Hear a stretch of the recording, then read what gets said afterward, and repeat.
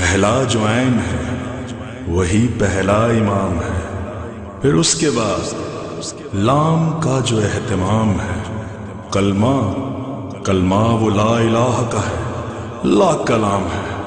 اور میم وہ کہ جس پہ امامت تمام ہے، دونوں جہاں کی آخری سرحد تلک ہے علم، پھیلا ہوا علی سے محمد تلک ہے علم، انا مدینۃ العلم وعلی بابها، علم کا شہر ہوں میں، علم کا شہر ہوں میں، اور علی ہے دروازہ، انا مدینۃ العلم وعلی بابها. التنکیہ فی شرح العروۃ الوثقی، تقریر الابحاث، استاد الاعظم سماحت آیت اللہ العظمی سید ابو القاسم خوئی. بسم اللہ الرحمن الرحیم وبہ نستعین وہو خیر معین. گفتگو ہماری یہ چل رہی تھی کہ تیسری مرتبہ پیشاب والا کپڑا جس میں قلیل پانی سے بھی تیسری مرتبہ میں پاک ہو جایا کرتا ہے، تو کیا اس کا غسالہ پاک رہے گا یا غسالہ نجس؟ جس مرتبہ میں دھو رہے ہیں اس کا طہارت مال ہونے کے بعد وہ غسالہ پاک ہوتا ہے یا غسالہ نجس، اس پر بحث چل رہی تھی. تو وہ لوگ جو نجاست غسالہ کے قائل ہیں ان کی ادلہ روایات کے ذریعے سے پیش کر رہے تھے. ان حدیثوں میں سے ایک حدیث یہ ہے کہ جس میں اخبار ناہیہ موجود ہے اس بات پر کہ غسالہ حمام کو استعمال کیا جائے.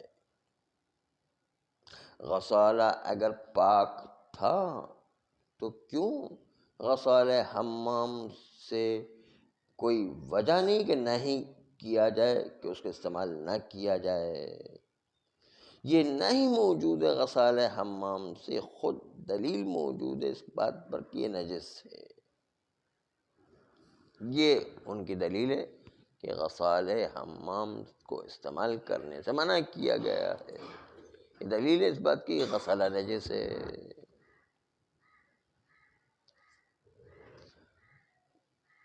تو پہلی بات وہ روایات ناہیہ جو غسالہ حمام کو استعمال کرنے سے منع کر رہی ہے معارض ہے اس روایات کے ساتھ جو دلالت کرتی غسالہ کے پاک ہونے پر. ہمارے پاس غسالہ کے پاک ہونے پر بھی روایات موجود ہیں، مگر یہ کہ پاک ہونے والی روایت میں ایک اور خصوصیت موجود ہے،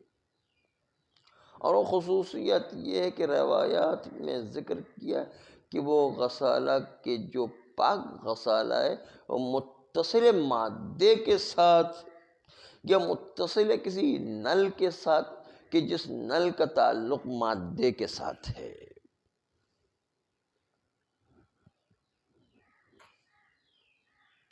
خلاصہ وہ متصل مادے سے، مادہ عارضی ہو یا مادہ اصلی ہو. مثلا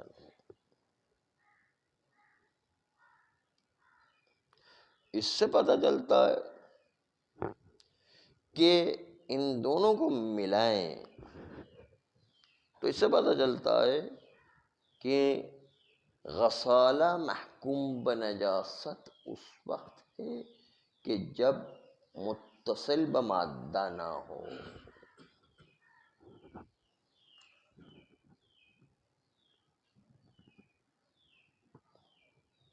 بس اس لیے یہ روایت جس کے ذریعے سے غسالِ حمام کو نجس مان کر انہوں نے استدلال کیا ہے، وہ ان کے مقابل میں صحیح ہے کہ جو لوگ مطلقاً غسالہ کے پاک ہونے کے قائل ہیں، جیسے صاحب جواہر، وہ غسالہ کے مطلقاً پاک ہونے کے قائل ہیں، یہ روایت کا استدلال اور صاحب جواہر کے مقابل میں صحیح ہے، کیونکہ یہ جو روایت ہم نے ابھی اخبار ناہیہ پڑھی، یہ روایت جس طرح دلالت کرتی ہے اس بات پر کہ غسالہ بذات خود نجس ہوا کرتا ہے، صاحب جواہر کہتے ہیں کہ پاک ہوا کرتا ہے، یہ نجس والی روایات ناہیہ ہمارے مسلک پر فائدہ مند نہیں۔ ہمارا مسلک کیا تھا؟ ہمارا مسلک یہ ہے کہ غسالہ یہ کہ 3 مرتبہ کپڑا جو دھویا جائے گا تو 2 دفعہ تو غسالہ نجس رہے گا، تیسری مرتبہ جب طہارت محل واقع ہوگی، طہارت کپڑا واقع ہوگا، تب جا کے وہ غسالہ بھی پاک مانا جائے گا۔ ہمارا نظر ہے کہ تفصیل غسالہ ہے کہ کچھ غسالے نجس ہیں، کچھ غسالے پاک ہیں۔ وہ غسالہ کہ جو نجاست کپڑے کی باقی رہتی ہے وہ والا غسالہ نجس ہے، وہ غسالہ کہ جس سے کپڑا پاک ہو جاتا ہے وہ غسالہ پاک ہے۔ تو ہماری تو تفصیل موجود تھی، اس تفصیل کے پیش نظر ہم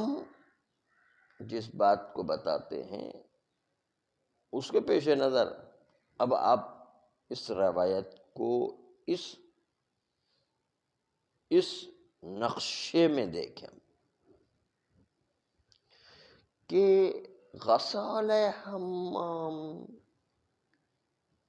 چونکہ متعدد غسلات کا مجمع ہوا کرتا ہے، جیسے غسالہ منی، غسالہ خون، غسالہ کافر، غسالہ ناصبی اور باقی کیا اعیان نجاست کا غسالہ، سب اس میں شامل ہوتا ہے، کیونکہ حمام کا پانی تو سب کے اندر جمع ہو رہا ہوتا ہے۔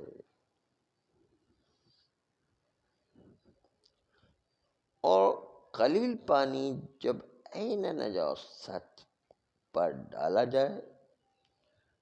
تو منفعل ہو جایا کرتا ہے ملاقات نجاست سے۔ بس اس بنیاد پر یہ جتنے بھی پانی ہیں جس میں غسلات جمع ہوتے ہیں، یہ سارے غسلات منی، خون، کافر، ناصبی، اعیان نجاست سب کا مل کے غسالہ ہے، اس لیے کہا گیا کہ ماء حمام کے غسالے سے پرہیز کریں۔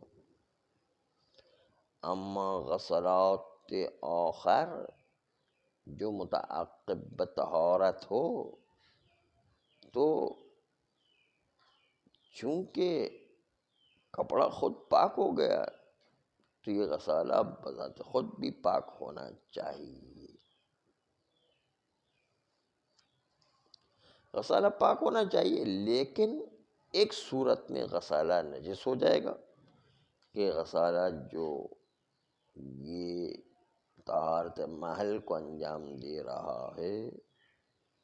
اس خصوصی مقام میں کہ جہاں پر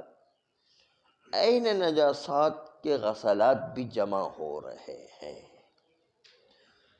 یعنی کپڑے کا جو طہارت محل کا غسالہ ہے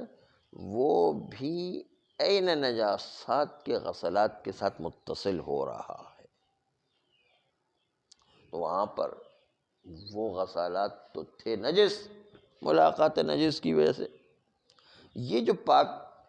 غسالہ تھا وہ بھی ان کے ساتھ مل جائے گا تو اس کے نتیجے وہ بھی نجس ہو جائے گا۔ بس مجموعی غسالہ جو حمامات میں ہوتا ہے وہ پاک غسالہ اور نجس غسالہ مل کر سب نجس ہو جایا کرتا ہے۔ وَإِلَّا ہم جس محل کو کہہ رہے ہیں وہ محل طہارت ہے، لیکن اس کے باوجود جب سارے غسلات سے مل جائے گا تو اس کے نتیجے میں حمام کا غسالہ ہو جائے گا نجس سے، کیونکہ اس میں تو سب نجاسات کا غسالہ بھی موجود ہے۔ اور اس روایات میں جو اخبار ناہیہ ہے اس میں مطلقاً نہیں کہا گیا کہ مطلقاً غسلات نجس ہوا کرتا ہے، تاکہ آپ ان روایات کی روشنی میں غسالے کو مطلقاً نجس قرار دے دیں، بلکہ اس روایت میں بھی جملہ تھا غسالۃ الحمام، حمام والا غسالہ نجس ہے۔ ہر غسالے کو روایت نے منع نہیں کیا ہے، حمام کے غسالے کو منع کیا کیونکہ اس کے اندر ساری نجاستوں کے غسالے موجود ہوا کرتے ہیں۔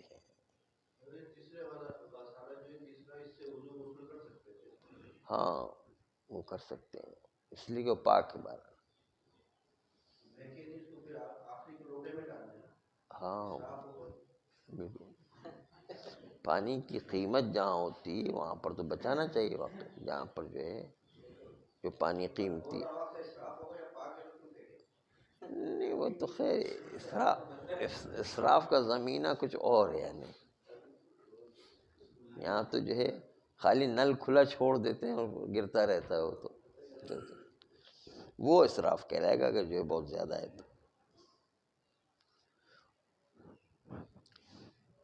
تو کہتے ہیں کہ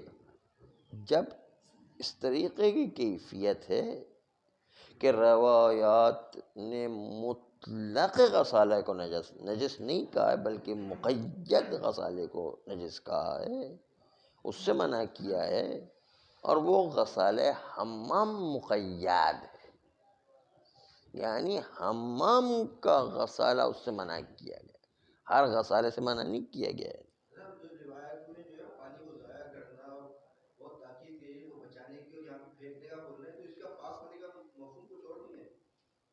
اور اسراف کے باب سے آپ لے کر آ رہے ہیں تو اسراف اس چھوٹے سے مسئلے میں اسراف نہیں شمار کیا جاتا ہے۔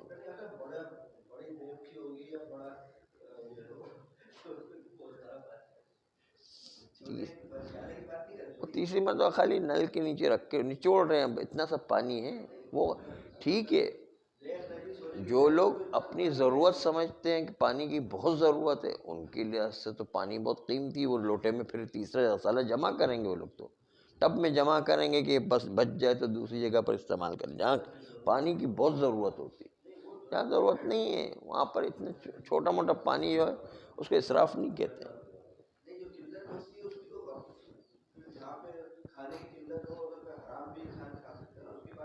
نہیں وہ قلت نہیں ہے، یہ وہ والی قلت نہیں ہے، وہ تو کہتے ہیں اسر و حرج کا قانون، وہ جو ہے ایک الگ مسئلہ، جان بچانے کا مسئلہ ہے۔ وہ تو یہاں پر وہ مسئلہ نہیں، بس تنگی ہے، اگر یہ پانی ختم ہو گیا تو وہ 2 میل دور جا کر کے لانا پڑے گا، نہیں زحمت ہے، وہاں پر جو ہے وہ مسئلہ نہیں، پانی قیمتی ہے، اس لیے وہاں پر تیسری مرتبہ میں تھوڑا سا پانی بھی ہو تو بچائیں گے، وہ لوگ کہیں گے کہ ہاں یہ ہمارے بعد میں کام آ جائے گا کسی۔ اس لیے ہم جیسے شہروں میں رہ رہے ہیں وہاں پر اتنا جو ہے تھوڑا بہت پانی نچوڑنے کے بعد کتنا پانی نکلے گا، اس کو جو ہے اتنا پانی ہم تھوڑی محفوظ کرتے، اور ہم تو ایسے بھی وضو کرتے وقت پانی بھی ضائع کرتے، تو وضو کا پانی جو ہے گر رہا ہوتا ہے، لیکن اس کے باوجود محفوظ تھوڑے، حالانکہ وضو کا پانی تو مسلماً پاک ہے، کسی کے نزدیک نجس ہے ہی نہیں، ہے نہیں، وضو سے گرا ہوا پانی پاک ہے وہ، نجس تو نہیں ہے نا.